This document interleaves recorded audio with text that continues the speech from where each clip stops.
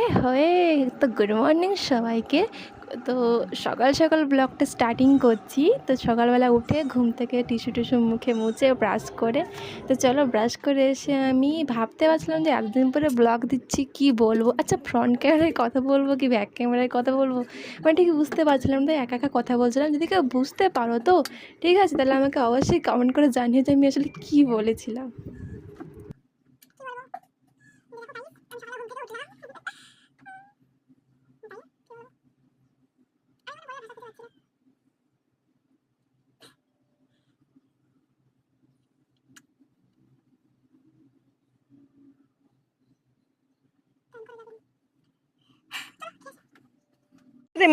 তো দেন নিজের সাথে কিছু পাগলামি করে চলে আসলাম এখানে খেতে। এখানে মা তরকারি রান্না করেছিল, ঘুগনির তরকারি।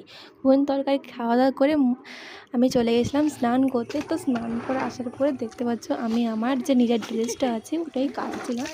তো আমার ব্লগিং বলতে আর তেমন কিছুই না, জাস্ট খাওয়া দাওয়া আর ঘুমানো, এর থেকে বেশি আমার কাজ করতে হয় না। টুকটাক কিছু কিছু করি, কিন্তু ওই দিন আমার বিশ্বাস করে ভেবেছিলাম ব্লগিং করবো, যেহেতু বেশি বেশি কাজ করে দেখাবো। কিন্তু ওই দিন আমার কোনো কাজই ছিল না, মানে ছিল, আমি ঘুমিয়ে গেছিলাম আর কি। যখন ঘুম থেকে উঠে তখন দেখি সন্ধ্যা হয়ে গেছে। ভাই আমি কি করব তখন? আর তাহলে ব্লগিংটা যেটুকুই করেছি ওটুকুই ছেড়ে দিই, আর কিছু না। কিন্তু এই ব্লগে শুধু খাওয়া দাওয়া আর ঘুম ছাড়া আর এখানে কিচ্ছু নেই, আলাদা তুমি পাবেই না। তো চলো, আমার যে কাজটা আছে সেটা আমি ফার্স্টে করে নিই।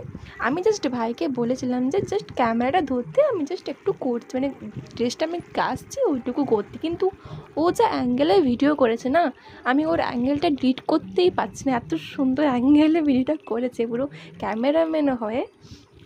তো চলো, আমি আমার ড্রেসটা কেচে আমার এই জলে মানে আমার এই বোতলটায় আমি জল ভরে রাখি। এই বোতলটা আমি মানে সারাদিনে 4-5 বোতল জল খেয়ে থাকি হিসাবে মতন, তাই আমি এই বোতলটা হিসাব করে জলটা খাই আর কি।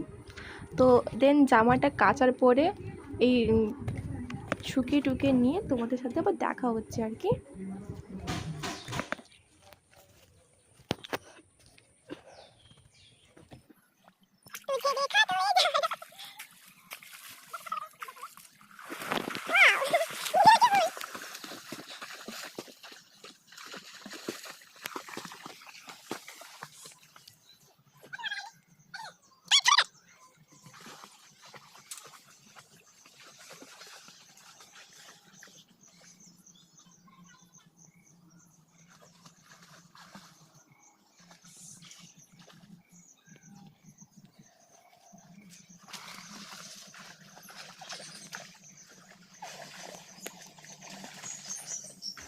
তো ভাই ওখানে চান করছিল আর আমাকে এখানে বসতে বললো। তার নাকি একা চান করতে খুব ভয় করে, তাই আমি এখানে বসেছিলাম। আর ও চান টান করার পরে দুজনে একসাথে খাবার খাবো। তো চলো দুপুরের খাবারটা তোমাদের সাথে শেয়ার করি।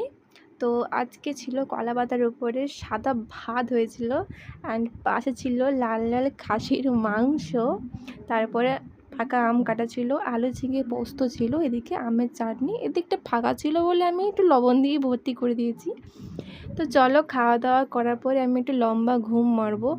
ঘুম থেকে ওঠার পরে কি বলবো, 6:10-20 নাগাদ বেজে গেছে। আমি ভেবেছিলাম যে বিকালের কাজ বাজগুলো করবো, যে টুকটাক কাজ করে সেগুলো আমি একটু ভিডিও করব। কিন্তু ঘুমটা এত লেটে ভেঙেছে যে দেখি যখন মা সব কাজই শেষ করে ফেলেছে। তো তারপরে কি সন্ধ্যাবেলার যে খাওয়া দাওয়াগুলো ওগুলো তো শেয়ার করতে পারিনি। তো তারপরে রাত এখন 8টা নাগাদ বাজে। এখন বাবা বিকালের রাতের জন্য কিছু খাসির মাংস নিয়ে এসেছিলো। তো ওগুলোই এখন আমি রান্না করছি আর কি। তো কেমন রান্নাটা হচ্ছে আর কি, কেমন কালারটা হয়েছে, প্লিজ তোমরা একটু কমেন্ট করে জানিও। তো তোমাদের আমি আগেই বলেছিলাম যে আমার এই ব্লগে আর কিছুই নেই, রান্নাবান্না খাওয়া দাওয়া আর ঘুম, আর কিছুই নেই এখানটায়। তো চলো রান্নাবান্না করে নিই, তারপর দেখা হচ্ছে।